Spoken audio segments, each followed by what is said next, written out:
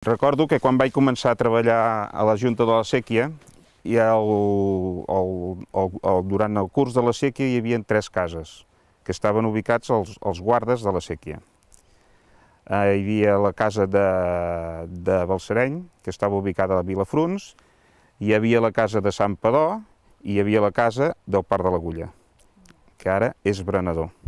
La feina d'aquests siquiaires consistia en vigilar el canal, que no hi hagués cap desperfecte durant el seu recorregut, cada un dels quals tenia el seu tram, i amb la neteja o amb la sega de l'herba del camí durant el temps d'estiu.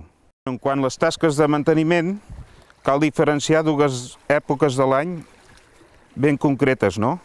Una seria a l'estiu, amb la qual nosaltres seguem l'herba i ens dediquem a treure les algues que hi ha al fons del canal, algunes llavissades quan hi ha aiguats, i les tasques d'hivern.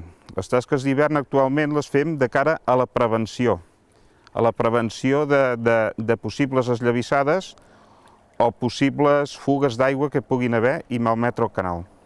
Avui la Junta de la Séquia disposa d'11 persones que treballen al seu càrrec, molt menys que temps enrere.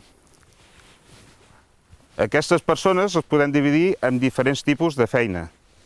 Un d'ells està al Parc de l'Agulla, que fa les tasques de jardiner. 3 fan les tasques de guardes, que són els que ens fan la vigilància i també ajuden els altres 7, que són els que ens fan el manteniment pròpiament dit de la séquia. El manteniment aquest, ja hem dit que es tractava de segar l'herba a l'estiu i a l'hivern d'evitar possibles fugues d'aigua i arreglar el canal impermeabilitzant amb murs de formigó o traient esllavissades. Bé, l'última anècdota de la séquia va passar aquest estiu, quan a la zona de la Torre d'en Roca ens van trucar que havia caigut una vaca a dintre la séquia. Llavors jo vaig trucar al siquiaire, que se'n cuida del canal gran, i va córrer a treure l'aigua. Evidentment va caure en un lloc que és molt baix i ens vam pensar que aquell animal es haguera mort a dintre.